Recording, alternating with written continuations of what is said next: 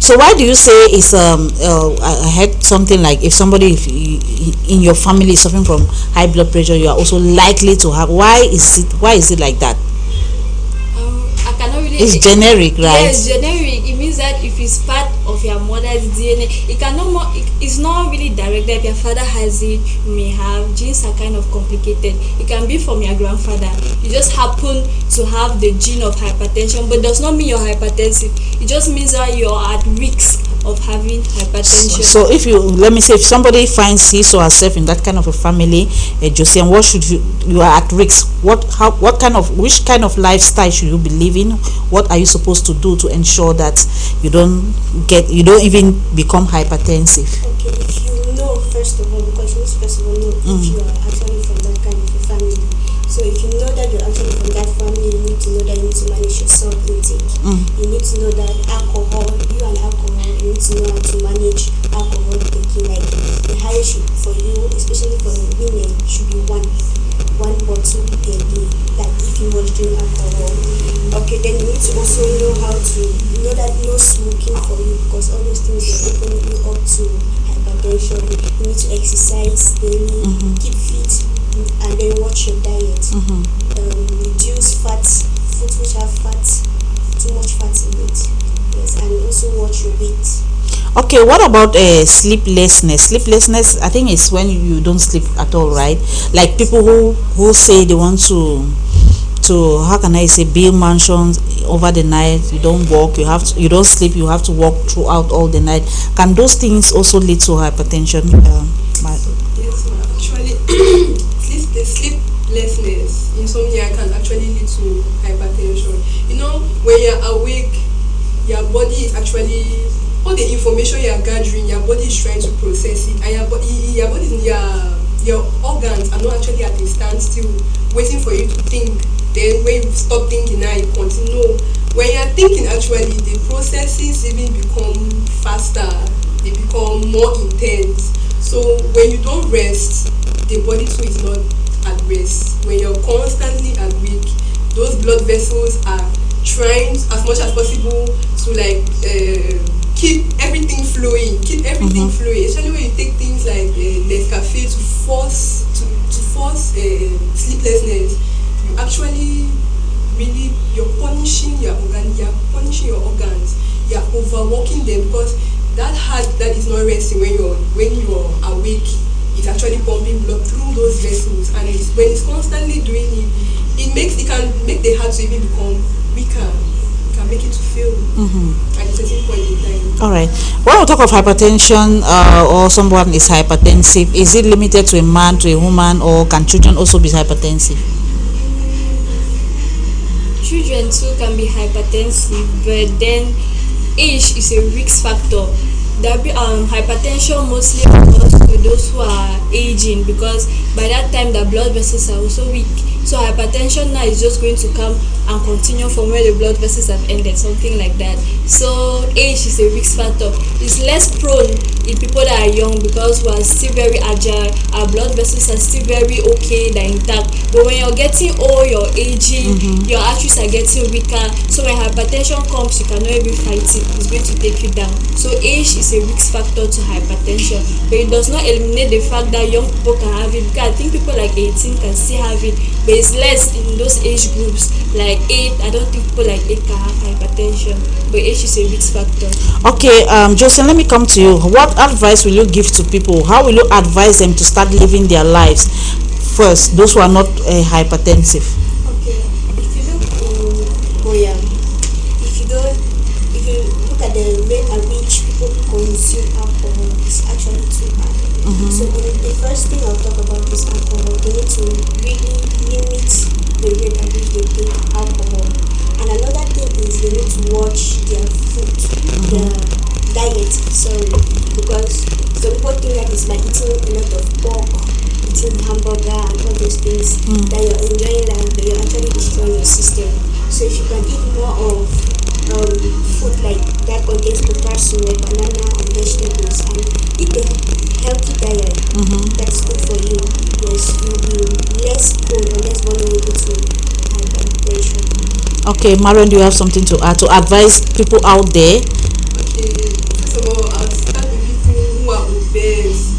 When you're obese, it's not like it's a crime or you did not kill anybody, but as much as possible, try to watch your diet, because when you're obese, you already have an automatic reason to develop hypertension, because when you're obese, there's already fat build up in the blood vessels, as my colleague earlier said, and the blood volume too also increases. So when it increases like that, the heart too needs to overwork to be pumping blood through those vessels. So when you're overweight, watch your diet, control the things you eat and consume. Like she said about the potassium and sodium, limit sodium, eat more potassium to compensate for the sodium you are eating. All right, when you talk of potassium, people they know potassium, but they don't know what is potassium. Which kind of food, which category of food falls under? You have banana. Okay. Banana is very rich in potassium. The sodium I'm talking about is even salt. Yeah, I know the sodium is salt. Yes. So you eat potassium now to compensate. Balance the amount of salt in your body. All right, so you eat something like banana. Now, our own advice will go to those who are already hypertensive. Okay, I'll talk of stress management. I know that the economy is already hard as it is. I know that people are going through a lot, but you have to find time to do what you like to do. Buy your wife that thing that she wants, make her smile. Buy your husband, your hypertensive husband, that thing that he wants, make him smile. Go to that beach that people have been craving for. Go to that cinema, go for that date. Those are the kind of things that will make you happy. Life is too short to be hypertensive, and even if you are, it's not a death sentence. So you should create time for recreational activities, things that you like, and also medication. As you have known that you're hypertensive, it's not a terminal disease. You will not die because you're hypertensive, but you might die if you don't control your hypertension. So go for your regular checkups. It may be that one appointment that will save your life. If they've given you drugs, you take your drugs sometime, you go to the hospital when you're supposed to go to, and you live your life so nice. You live even better than those that are not hypertensive. All right, I want all of you to talk about physical exercise, because that's something that a lot of people don't do. You have some people who own car owners, they drive from 1st to 31st. You can never see them walking on their legs. So I want us to talk on the importance of physical exercise and how it can really help to prevent hypertension. I'll start with you, Marion. Okay, so physical exercise is very, very important, as I earlier mentioned. When you're not exercising, you're not giving reasons for your body to actually process, to work. When you're at a standstill, the body is like, really just, when you're lazy and you want to do something, you're like, push and you're not enjoying the thing, and it's just going. Yeah, that's how the body too is. It's just doing and going. Give reasons for your body to eliminate waste. Give reasons for your body to work, because when you do physical exercises, your body eliminates waste through sweat. So physical exercise also helps with the dilation of blood vessels too. When it dilates, it can reduce the blood pressure, hence decreasing risk for hypertension. Okay. When I'm talking on physical exercises, also helps burn fats, because let's talk of a disease like atherosclerosis, which is the deposition of fats in the artery walls. Physical exercise helps to burn the fat, and if there is less fat in urine, that you are less vulnerable to that disease, and thereby you that you will not have hypertension. So you need to walk more so that fat should not be deposited in your body too much. Chelsea. Okay, physical exercise also helps you to reduce the amount of sugar in your body, because in as much as hypertension can cause diabetes too can also induce hypertension. So if you are constantly working out, you are burning down energy. You're not giving the body space to convert it to fat. You're not giving the body space to leave it in your bloodstream. So physical exercise is really important. Okay, what about vegetables? Vegetables. Mostly for hypertensive persons, they say you should eat vegetables because it can also help in bowel movement and also eases your defecation. Because if you're hypertensive and you have to go to the toilet and you still have to strain, it means that you're constricting your blood vessels the more. But if you have things like vegetables that will help to eliminate eliminate food easier. It's going to reduce now your hypertensive rate, because now you don't have to strain to let down physics. So vegetables also help to reduce hypertension. Okay, we are talking about hypertension here. Televiewers, if you have any question, there is a number on your screen where you can send us your contribution. If you have any doubt, you want to ask any question. But just to let you know that these are nursing students from the University of Buea. They are also trying to fulfill their social responsibilities as far as hypertension is concerned. It's also known as high blood pressure, right? All right, because I was about calling high blood pressure and I said no, let me not change the name. Okay, and it's the silent killer.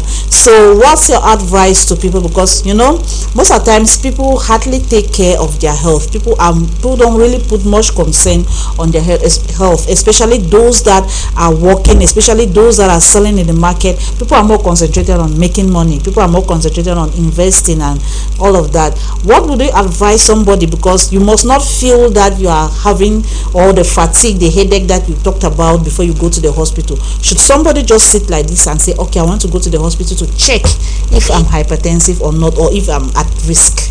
I'll begin with you, Marion. Okay, about that, campaigns are being organized by institutions. There are times when we have outdoor activities and we organize campaigns. Most of those campaigns are to actually screen for the risk of diabetes, hypertension. It takes not up to 30 minutes for you to just sit and your blood pressure is taking or your sugar level is taking. Once in a while when you see those outdoor activities being organized, it's always good to just pass by. Even if you did it last week, do it again. There's no harmless effect of not doing it. And it's always good to just think about passing by the hospital for regular checkups, to check if your BP is okay, to check if the previous one I knew, has it increased, has it decreased, is my sugar level okay, and stuff like that. Okay, Josine? Okay, I'll say yes, it's good to once in a while pass by the hospital and check, because you checking the money which you use in checking your high blood pressure will not even be up to the one which you have to maintain or manage the disease condition or whatever the high blood pressure can cause. And like she said, campaigns, some of them are even for free. So you can just go there, do your diabetes or your high blood pressure test, and then you're good to go. Is it proper to go to anywhere? Because I used to see some people, nowadays I see some people going about with those machines to check the high blood, to check sugar, to check your weight and all of that. Is it really advisable? Are those machines really giving the most effective results? Or you should just go straight to the hospital?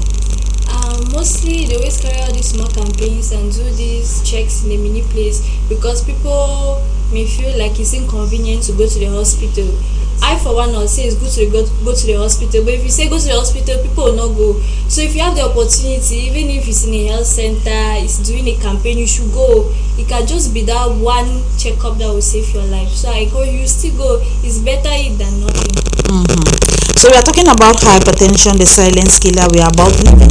I want you to really summarize everything that you've said, and then you tell the public. Beginning with you. Okay, so we began by introducing hypertension, what it is, what it's all about. It's a medical condition in which the heart exercises a lot of force to push blood through the vessel. So, in other words, like she explained in a layman's term, like if water has to pass through a pipe and there's something blocking that water, obviously that water will need more pressure to pass through that pipe and to come out to the other extent. That's basically hypertension. So risk factors, you have age, you have hereditary, that's genetics, that can be inherited from your grandparents, parents. You have obesity, you have alcohol intake, you have stress and other things like that. And we also made mention of the ways to manage them. We have eat a healthy diet, things that are composed of salt, a lot of salt, sodium, reduce them. Or if you're taking too much, compensate with potassium-rich food like banana or even beans, and exercise regularly.